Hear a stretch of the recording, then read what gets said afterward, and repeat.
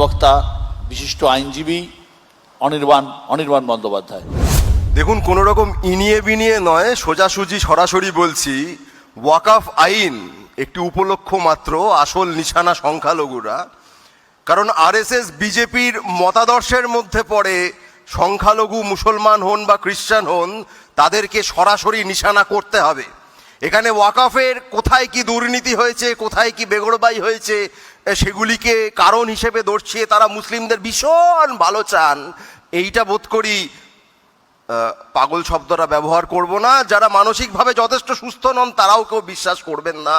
কারণ এই যে আরএসএস 1925 সালে তৈরি হচ্ছে, তার মাত্র 5 বছর আগে 1920 সালে নাৎসির পার্টি জার্মানিতে সরাসরি যখন ঘোষণা করছে যে আমরা জার্মানির সকল স্তর থেকে ইহুদিদের বাদ দেব, তাদেরকে বিতাড়িত করব, সব রকমভাবে করব যাতে পিওর রেস এরিয়ানদের আধিপত্য কায়েম থাকে, তার মাত্র 5 বছর পর যখন আরএসএস এখানে তৈরি হচ্ছে, বা বেনিটো মুসোলিনির ইটালিতে যে ফ্যাসিস্ট পার্টি যে কথাগুলি বলছে, তার সঙ্গে আরএসএস এর আসলে ভিত্তিগতভাবে কোনো তফাৎ নেই।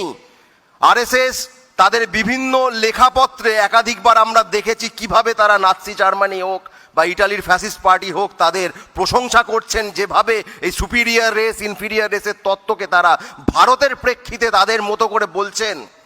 আপনি বলতে পারেন তার সঙ্গে আজকে ভারতবর্ষের কি মিল? আসলে একাধিক মিল রয়েছে, সময় যেহেতু সংক্ষিপ্ত সবটা বলা সম্ভব নয়। কিন্তু জার্মানিতে যেভাবে নুরেমবার্গ রেশিয়াল ল তৈরি হয়েছিল, একইভাবে আমাদের এখানে এনআরসি সিএ এর আওয়াজ আমরা শুনেছি।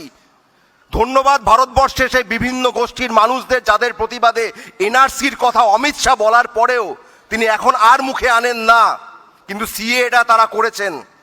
ওয়াকফ আইনটা সেই একই নিয়ম মেনে যে সংখ্যালঘুদের সম্পত্তিকে নিশানা করতে হবে, আজকে তারা মুসলমানদের নিশানা করছেন। তাদের নিশানা করে তাদের এন্টায়ার এজেন্ডা সার্ভ করা হয়ে গেলে, গোটা কাজটা কমপ্লিট হয়ে গেলে, অর্থাৎ ফাইনাল সলিউশন যদি কোনোভাবে হয়ে যায়, যেটা জার্মানিতে হয়েছিল, তারপরে দে আর কামিং ফর ইউ। কারণ তারা মনে করে না যে শুধুমাত্র মুসলমানদের বাদ দিয়ে যথেষ্ট। আপনারা দেখেছেন দিল্লিতে কিভাবে এই যে আমরা হিন্দু বাঙালিরা যারা মনে করছেন, যারা দিল্লিতে বিজেপিকে ভোট দিয়েছেন চিত্তরঞ্জন পার্কে, তারা যেখানে মাছ বাজার, মাছের বাজার করেন, সেখানে গিয়ে শুরু করে দিয়েছে যে মাছ বাজারের পাশে মন্দির কেন, বা বলা ভালো মন্দিরের পাশে মাছ বাজার কেন, অথচ ওই মন্দিরটা সেখানকার মাছের ব্যবসায়ীরাই বানিয়েছিলেন। আমরা ওদের কাছে সাই হিন্দু নই। দেবজিৎদা যতই গলা ফাটাক, ও খুব ভালো করে জানে, বা হয়তো জানে না এখনো, যে মচ্ছিখোর বাঙালি ঠিক যথেষ্ট সাই হিন্দু নয়। ওই পশ্চিম উত্তরপ্রদেশের গোবলয়ের যে হিন্দুত্ব গোটা ভারতবর্ষে যারা চাপিয়ে দিতে চায়, তাদের হাত ধরার আগে দুবার ভাববেন যে নিশানাটা শুধুমাত্র মুসলমানরা নয়, নিশানাটা ওই সম্পত্তিটা। কারণ মুসলমানদের সম্পত্তি একবার নেওয়া হয়ে গেলে তারপর খ্রিস্টানদের পালা, তাদেরটাও নেওয়া হয়ে গেলে তারপর যারা সাই হিন্দু নয়, অর্থাৎ আমরা যারা বাঙালি হিন্দু, তারপর তাদের পালা। কথা হচ্ছিল ওয়াকফ আইনে, ওয়াকফ বোর্ডে অমুসলিমদের থাকার কথা। একটু আগে বাবাজি বলছিলেন, বাবাজি আপনার যে ব্রহ্মময়ী ট্রাস্ট, যদি নামটা আমার ভুল হয় ক্ষমা করবেন, তাতে বাকিবিল্লা সাহেবকে নেবেন তো? আর হিন্দু বাঙালিদের জন্য একটু আগে আপনি খুব কাঁদছিলেন যে বাংলায় প্রচুর অত্যাচারিত, বাংলাদেশ অত্যাচারিত। আসামের কথা মনে আছে?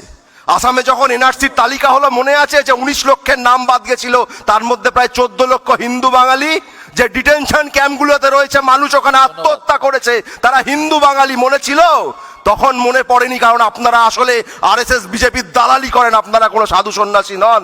আমি দেবজিৎদাকে অনেক সরাসরি সম্মান করি, কারণ ও সরাসরি বিজেপির রাজনীতির কথা বলে, কিন্তু যারা মুখোশ পরে দালালি করছে তারা সাবধান।